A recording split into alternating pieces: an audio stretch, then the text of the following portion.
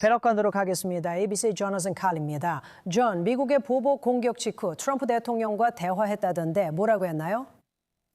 린지 대통령은 이번 미국의 이란 공격이 이란이 아파치 헬리콥터를 격추시킨 것에 대한 구체적인 대응임을 분명히 했습니다. 그는 이것이 이란에 대한 대규모 새로운 공세의 시작이라고 보지 않습니다. 트럼프가 방금 이란에 폭탄을 투하했습니다. 다시 말씀드립니다. 트럼프가 방금 이란에 폭탄을 투하했습니다. 아니요. 이것이 또 다른 대규모 전쟁으로의 확전은 아닙니다. 이것은 이란이 협상을 망치기 위해 저지른 역겨운 행동에 대한 대응입니다.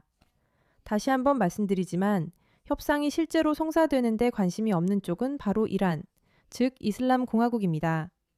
트럼프는 협상이 성사되기를 원합니다. 무슨 일이 있었는지, 그리고 왜 이런 일이 일어났는지 모두 들어봅시다. 왜냐하면 이것은 정말로 중요한 일이기 때문입니다. 폭스뉴스 속보입니다. 이란이 공격받고 있습니다. 트럼프는 해협을 순찰 중이던 아파치 헬기를 적군 드론이 격추하자 센트컴의 자위 공습을 명령했습니다. 좋아요. 분명히 합시다. 미국은 해협을 순찰하는 헬리콥터를 보유하고 있었고 이 해협은 분쟁 지역입니다. 전 세계 석유의 20%가 이곳을 지나갑니다. 그리고 이란이 해협을 통제하고 어느 정도 봉쇄하면서 기뢰를 설치하는 등 여러 행동을 했기 때문에 전 세계적으로 유가가 상승한 이유이기도 합니다. 미국은 이에 대해 뭔가를 하려고 해왔죠. 그래서 미국이 있습니다. 헬리콥터가 있었고 이란은 협상 중에 결정을 내렸습니다. 오늘이 바로 이 모든 협상이 체결되어야 하는 날이었다는 점을 기억하세요. 그런데 이란이 그 헬리콥터를 격추시키기로 한 거죠. 헬리콥터에 타고 있던 남성이 무사해서 다행이지만 이 사건은 그들이 미국을 군사적으로 공격하는 것도 두려워하지 않는다는 뜻이에요. 어리석은 일입니다. 왜 그런지 아세요? 미국이 그들보다 공격을 훨씬 더 잘하거든요. 두 조종사는 바레인에 있는 태스크포스 59가 운용하는 무인 해상 드론에 의해 바다에서 구조되었습니다. 정말 멋지지 않나요? 이제는 바다에서 사람을 구할 수 있는 무인 해상 드론이 있다고 해요. 정말 대단해요. 미국과 군대 모두 멋져요. 이란은 비교도 안 돼요. 텍사스에서 만든 드론이에요. 길이는 24피트이고 1000마일을 이동할 수 있으며 35노트의 속도를 낼 수 있어요. 이것은 최초의 해상 드론 구조 작전입니다. 트럼프가 통화 중이었어요. 알겠어요. 오늘도 멋진 날이지만 이 영상의 요점은 그게 아니에요. 군사 작전에 대해 덕질하려는 게 아니에요. 메이라 K. 지금 미국이 왜 이란과 군사적으로 싸우고 있는지에 집중하는 게 목적이에요. 푸시백에 오신 걸 환영합니다. 저는 진행자 에릭이에요. 구독 버튼 누르는 거 잊지 마시고 영상에 좋아요도 눌러주시고 표현 모든 걸 해주세요. 우리는 푸시백하고 있으니까요. 우리는 이제 충분히 참았고 이슬람 테러가 세상을 지배하는 걸 원하지 않아요. 그리고 우리는 미국이 위대하다고 생각해요. 자, 시작해봅시다. 언론과 함께 그가 명령을 내렸을 때 포탄은 이것이 헬리콥터 공격에 대한 보복이라고 말했습니다. 그리고 우리의 대응이 강력하고 힘있게 이루어지는 것이 중요합니다. 센트컴은 대응이 비례적이라고 했지만 소식통에 따르면 우리는 해협 일대 이란 방공망과 레이더를 모두 제거 중이며 아직 끝나지 않았다고 합니다. 제가 한마디만 하자면 이런 비례적 대응이라는 개념 자체가 잘못됐다고 생각해요. 왜냐하면 중동, 특히 이슬람 테러 정권을 상대할 때 그들은 우리가 비례적으로 대응하길 바라지 않거든요. 왜냐하면 그럴 경우 어떻게 되냐면요. 그들이 우리의 대응을 감당할 수 있다면 또 같은 일을 할 겁니다. 우리가 고민해야 할 건 결국 억지력입니다. 이슬람 공화국이 이런 일을 반복하지 못하게 억제하려는 거잖아요. 그들이 미국의 대응을 감당할 수 있다고 생각하면 효과가 없어요. 비례라는 개념 자체가 잘못됐어요. 관계 있는 사람을 상대할 땐 그게 중요하지 않아요. 여기서 중요한 건 그들이 이런 일을 다시 하지 못하도록 어떻게 억제할 것인지, 그리고 당신이 진심이라는 걸 그들이 이해하게 만드는 거예요. 그 말은 그들이 당신을 조금 공격하면 당신은 훨씬 더 강하게 대응해야 한다는 뜻이에요. 기술적으로는 그렇게 보이지 않을 수도 있지만 우리는 아직 휴전 상태에 있어요. 대통령은 우리가 합의에 근접했다고 계속 말하고 있어요. 중동에서의 휴전은 서방이 생각하는 휴전과는 뜻이 다르다고 말씀드리고 싶어요. 휴전은 한쪽이 공격하면 다른 쪽이 보복하는, 전쟁은 아니지만 비슷한 상태가 된다는 뜻이에요. 왜 그런 걸까요? 중동에서 공격하는 사람들은 이슬람 테러 정권을 믿는 광신자들인 경우가 많아서 계속 공격하는 것이 그들의 종교적 의무라고 여기기 때문이에요. 그래서 그들은 절대로 휴전을 존중하지 않아요. 그들은 미국이나 서구 세계가 휴전이라고 여기는 기준, 즉 미사일이나 드론 공격을 멈추는 것의 경계를 어디까지 밀어붙일 수 있는지 보는 거예요. 그리고 보복의 대가를 치르지 않기를 바라는 거죠. 그래서 이스라엘과 레바논이 휴전을 해도 서로 계속 공격을 이어가요. 이란과 미국이 휴전을 해도 그건 정확히 그런 의미가 아니에요. 두 나라 사이에는 계속해서 작은 공격들이 오가다가 결국 훨씬 더 심각한 상황으로 번지게 돼요. 우리는 어떤 방식으로든 핵무기 등을 절대 허용하지 않는 매우 좋은 합의의 마지막 단계에 와 있습니다. 그리고 해협은 바로 열릴 것입니다. 서명하자마자 즉시 열릴 것이고 그 서명은 이틀이나 사흘 안에 이루어질 수 있습니다. 사람들이 곧 합의된다는 말에 점점 지루해지는 것 같아요. 곧 성사될 거예요. 여기서 중요한 점은 그가 핵 능력에 중점을 두고 있다는 거예요. 왜냐하면 그들은 이제야 이 상황에 오랫동안 있었던 사람들이 처음부터 깨달았던 사실을 알기 시작했기 때문이죠. 바로 이슬람 공화국의 군사 능력은 절대 포기하지 않을 것이라는 점이에요. 그러니까 당신 말은 그들을 완전히 없애서 위협 자체를 제거하는 건 절대 불가능하다는 거죠. 그들을 최소한의 위협으로만 남겨두되 최대 위협인 핵 능력은 절대 실현되지 않도록 해야 한다는 거죠. 그게 목표가 되어야 해요. 그게 유일한 목표여야 해요. 참고로 그게 미국과 이스라엘 간 큰 쟁점 중 하나예요. 왜냐하면 맞아요. 미국은 이란이 걸프 국가들 곳곳에서 무작위로 공격을 하면서 자국의 미군 기지에서 피해를 입고 있기 때문이에요. 이스라엘도 그들이 우리에게 무작위로 미사일을 발사하고 레바논의 무장 세력이나 하마스 같은 이란의 대리 세력을 이용해 계속 이스라엘을 공격함으로써 그 결과를 함께 겪고 있어요. 그래서 이스라엘의 입장은 그들이 위협으로서 완전히 제거되어야 한다는 거예요.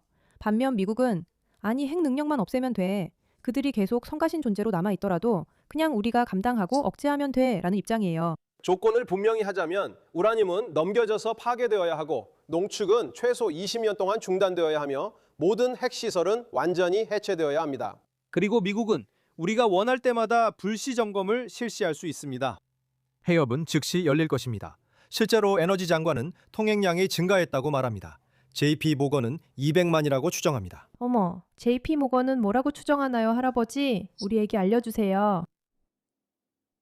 좋아요. 그 영상이 작동할 때까지 기다리며 이란의 핵 능력에 대한 요구와 미국이 이를 최대한 저지하려는 이유를 기억하세요. 솔직히 이건 정말 엄청나게 멋져요. 그리고 이 공격의 시각 효과는 정말 대단해요. 곧 보여드릴게요. 해협은 즉시 열릴 것입니다. 실제로 에너지 장관은 통행량이 증가했다고 말합니다. JP 모건은 하루에 200만 배럴이 나가고 있다고 추정합니다. 미 해군이 유조선을 정교하게 통과시키고 있습니다. 그리고 원유 가격도 거의 80달러대로 다시 내려왔습니다. 그러니 게이 아야톨라가 서명만 하면 이스라엘이 좋아하든 말든 전쟁은 끝나는 겁니다. 그게 핵심이에요. 이스라엘의 호불호와 상관없이요. 제 말은 그게 가장 중요한 건 아니지만 중요한 점 중 하나예요. 이번 합의가 이란이 지키면 핵 능력 개발을 막을 수 있고 이는 위협이기 때문이에요. 하지만 이 합의로 이란이 중동에서 문제를 일으키는 건 막지 못할 거예요. 트럼프가 네타냐후와 다시 대화했는데 이번엔 욕설이 없었어요. 나는 옳은 일을 하라고 말했지만 최대한 빨리 멈추길 바란다고 했어요. 아이러니하게도 이틀 전 이란이 이스라엘을 공격했고 이스라엘도 보복을 결정했어요. 그리고 네타냐후와 트럼프가 네타냐후에게 전화해서 절대 안 된다고, 보복하면 안 된다고 했어요. 그러니까 여러분 멈추세요. 그리고 이스라엘은 아니라고, 우리는 반드시 보복할 거라고 했어요. 마르코 루비오가 말했듯이 총을 맞고도 대응하지 않는 건 멍청한 나라들 뿐이라고 했으니까요. 하지만 이스라엘은 아주 뭐랄까 친절하고 예의 바른 방식으로 보복했어요. 이스라엘은 일부 방공 시스템을 타격했고 전면 보복은 없었어요. 트럼프는 모두 다시 협상 테이블로 돌아올 수 있다고 했죠. 재미있는 점은 다음 날 이란이 결정했고 트럼프가 더 키우기 원치 않으면 미군 헬기만 공격해볼까? 트럼프는 이건 진짜 못 참겠다고 반응했죠. 우리는 반드시 보복하고 대응할 거야. 그게 흥미로운 점이죠. 처음엔 그들이 이게 이스라엘과 한 번으로 끝날 일이라 생각했어요. 하지만 미국이 관여하자 모두 잠깐 뭐지? 라는 반응이었어요. 그들은 반드시 멈춰야 합니다. 이 일은 레바논과도 관련이 있습니다. 그가 이게 단지 레바논에 관한 일이고 이란이 레바논을 방어하려고 한다고 생각했을 때 저희가 이미 깊이 있게 설명한 적이 있죠. 그는 이스라엘이 보복하는 걸 원하지 않았어요. 하지만 이제 그들이 보기에는 이게 단지 이란이 자기 능력에 대해 꽤나 자신만만해진 것 때문이라는 걸 알게 됐죠. 바로 그때부터 시작된 거예요. 미국의 공습 영상이 공개되는 걸 한번 봅시다. 미국의 세 번째 공습이 진행 중이며 이란 남부의 방공 시스템과 군사시설을 목표로 하고 있습니다. 정말 멋지네요.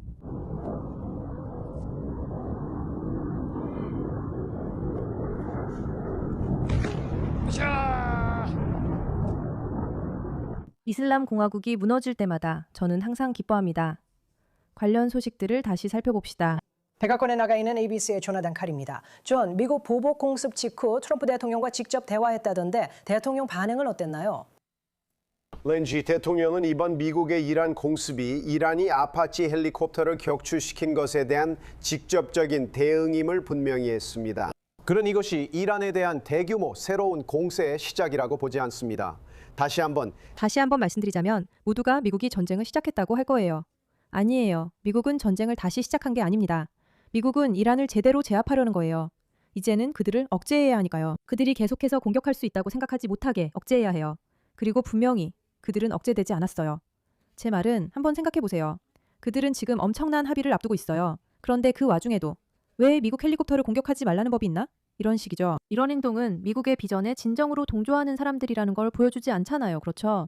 이건 어젯밤 우리 헬리콥터에 벌어진 일에 대한 대응이라고 대통령이 제게 말했습니다. 그리고 저는 대응이 매우 강력하고 매우 힘 있어야 한다고 생각합니다. 이게 바로 그런 대응입니다. 네, 친구들. 미국이 이란의 아파치 헬기에 대한 공격에 대응해 공습을 마쳤습니다. 미국 중부사령부는 6월 9일 전날 미 육군 아파치 헬기 격추에 대응해 최고사령관 지시로 이란의 완전한 자기방어 공습을 했습니다. 센트콤 부대는 호르무즈 해협 인근 이란 방공망, 지상통제소, 감시 레이더 기지를 미 공군과 해군 전투기의 정밀 유도탄으로 타격했습니다. 이번 작전은 최근 미군과 지역 해역을 통과하는 국제 상선에 대한 공격에 비례한 대응이었습니다. 미군은 부당한 이란의 공격에 대비해 경계를 늦추지 않고 방어 태세를 유지하고 있습니다. 현재 상황이 이렇습니다. 다시 말씀드리면 확대 영상에 바레인 주둔 미 해군 함대의 공격 순간이 포착된 것 같습니다. 정말 놀랍습니다. 이란은 단호히 대응하겠다고 했고 이번이 그 조치라고 밝혔습니다.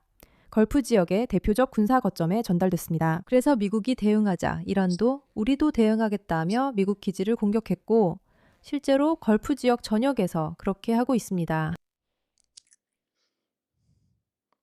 현재로서는 여기서 보시는 이 공격이 실제로 이란 드론의 공격인지 확실하지 않지만 지금까지 알려진 바로는 아주 작고 상징적인 공격이라고 합니다. 이에 대한 대응으로 하지만 이란이 미국의 보복에 만족하지 않고 화가 난 것은 놀라운 일이 아닙니다. 이란 혁명수비대 IRSTGC의 LN은 미국의 이란 남부 공습에 대응해 이란군이 미군 기지를 공격했다고 주장합니다. 테헤란은 미국이 군사행동을 확대하면 추가 표적들을 겨냥한 더 강력하고 광범위한 공격을 하겠다고 경고했습니다. 사람들이 알아야 할 것은 이란, 즉 이슬람 공화국이 이 모든 상황에서 합리적 행위자가 아니라는 점입니다.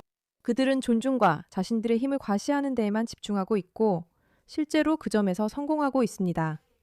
상황을 계속해서 에스컬레이션 시키는 쪽은 바로 그들입니다. 그리고 나서 미국이나 이스라엘 또는 걸프 국가들이 거기에 대응해야 합니다. 이게 그들의 방식이고 그들이 하는 일입니다. 그래서 이게 전면전으로 번질까요? 아마도 그렇지 않을 겁니다. 트럼프와 네타냐후가 그렇게 계획하지 않았다면요. 하지만 이란은 자신들이 어디까지 할 수 있는지 보기 위해 최대한 많은 자극을 주려고 하고 있습니다. 그리고 바라건대 그 답은 그리 멀지 않기를 바랍니다. 어쨌든 지금 우리가 처한 상황이 이렇습니다.